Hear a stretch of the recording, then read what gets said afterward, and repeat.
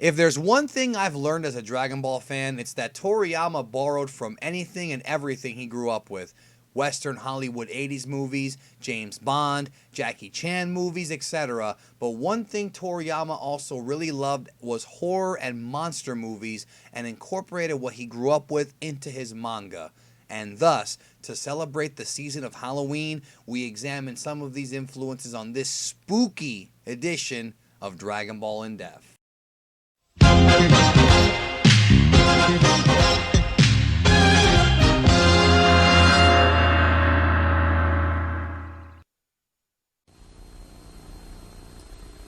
この放送はご覧のスポンサーの提供でお送りします。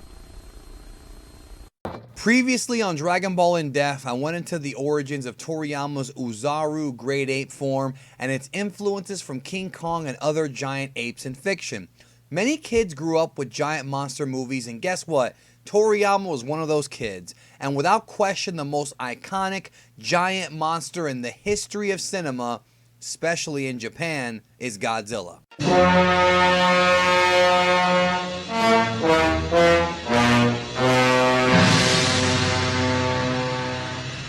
The Japanese call their giant monsters Kaiju, and giant monster movies Kaiju Eiga, and they're so ridiculously popular over there it's not even funny. The world that Toriyama creates in his manga is usually what I like to call the futuristic past. A futuristic and technological world that somehow has dinosaurs and other prehistoric beasts, so of course, giant monsters should be nothing out of the ordinary for the series. And the first time that we see a kaiju in Dragon Ball is during the 21st Tenkaichi Budokai with Gidan. Toriyama grew up loving Gamera, Godzilla, and other kaiju films as he has outlined in various interviews, to the point where even in Dr. Slump, Toriyama paid a direct homage to Godzilla, otherwise known as Gojira, with Rajigo, which is the same name except with the syllables jumbled. Gidan is a direct homage to a 1969 kaiju movie called Gamera vs. Great Kaiju Guidon. And yes, Gamera is a turtle, and you know how important turtles are in Dragon Ball. It's ironic that the student of the Turtle Hermit would face off against the Great Kaiju Gidan in this tournament. What an homage. Oh, and speaking of Godzilla, don't forget the little cameo from King Ghidorah during the 22nd tournament. Right there in the background. Then, of course, there's the classic Universal Monsters. For those who may be a bit younger, Universal Studios made a series of movies way back between the 1920s to the 1950s that fans called Universal Horror. Movies such as Dracula, Frankenstein, The Mummy, The Invisible Man, The Wolf Man, and The Creature from the Black Lagoon still stand to this day as some of the most inspirational and influential horror movies ever made. I mean, literally hundreds of movies branched off of these Universal monsters, and yeah, Toriyama loved them too.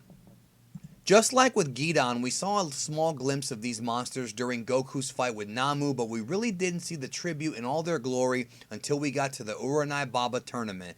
Baba's team is pretty much entirely composed of tributes to Universal monsters.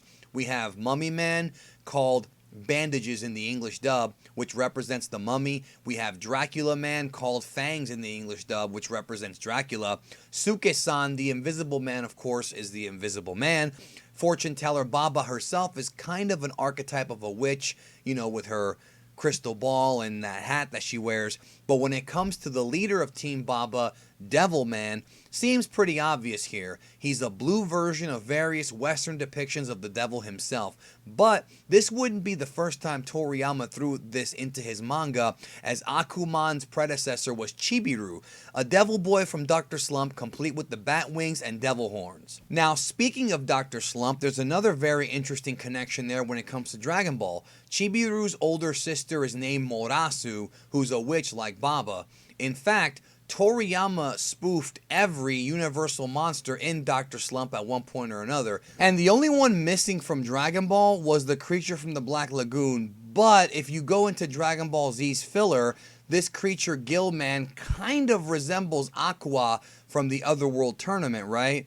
Don't forget that Baba's also got a crop of assistants commonly referred to as Ghost Ushers. Now, you may be wondering, well, what about Frankenstein's monster? Obviously, number 8, also known as Hachan, also known as Ader, resembles him quite a bit. Then there's the 22nd Tenkaichi Budokai Tournament. We have Toriyama's wacky backward spoof on the Wolfman, Man-Wolf, whom needed the moon to turn into a man. He's the opposite of a werewolf. When we go to Dragon Ball Movie 2, The Sleeping Princess and Devil's Castle, we see many more homages, but these movies were created by Toei Animation, spearheaded by Minoru Maeda and Takao Koyama, with very little Toriyama influence, if any. There are many depictions of demons in the movie, as well as the main villains. Gastel kind of resembles an ancient Chinese demonic force. The butler is an obvious homage to Igor and was even called that in the English dub, but when we look deeper, we find out that the butler is actually based on a parody of Igor from Dr. Slump, so it's like a homage of an homage. Of course, Igor was Dr. Frankenstein's assistant in the Universal horror film Son of Frankenstein. The main villain of the movie, Lucifer, named after a synonym for Satan, is a classic vampire stereotype. Of course, in DBZ Movie 12, you might remember Count Drax cameo there as well. We don't really see a lot of zombies in Dragon Ball. I mean, there's some examples of zombies in various parts of the series, such as the Garlic Jr. saga when you have the black water mist turning people into zombies, but we don't really see any actual concrete zombies in the classic sense of the term. But what about The Blob, another classic movie? Well, you could say that Majin Buu is kind of influenced by the Blob because of his blobbish tendencies, but really Booyan from Muscle Tower is the most like a blob. He is a member of a race called the Jigglers, which are greatly expounded upon in Dragon Ball Online. And then, of course, we've got Frieza, who could be the most iconic villain in Dragon Ball, whose various forms resemble different kinds of scary things. His first form is kind of devilish, and of course, his second form really resembles a devil, with the horns and the long tail and kind of the smug kind of look on his face. But to me, the third form of Frieza is the one that really sticks out. It's an obvious homage, or some would say ripoff, of Ridley Scott's Alien movies. Even though the Alien sequels were mostly action films, the first movie was a complete and total horror flick. In space, no one can hear you scream. Same on Namek, right, Goku? Frieza's fourth form with its sleek gray body really resembles the traditional gray aliens. You know, the kind that people have said for years abduct people and probe them and all that. So it looks like Toriyama was kind of playing around with different kinds of aliens when it came to creating the most iconic villain in the series. So that about does it for this edition of Dragon Ball In Depth. It's always fun for me to look back at all the things that made Toriyama what it is, a hodgepodge of culture and history. Did I miss anything? If so, let me know of any kind of influences that you may think I might have missed, but I think I covered the majority of them. I hope you enjoyed the video, and I hope everybody has a happy and safe Halloween. I will catch you down the road. He did the mash. He did the monster mash. The monster mash. It was a graveyard smash. He did the mash. It caught on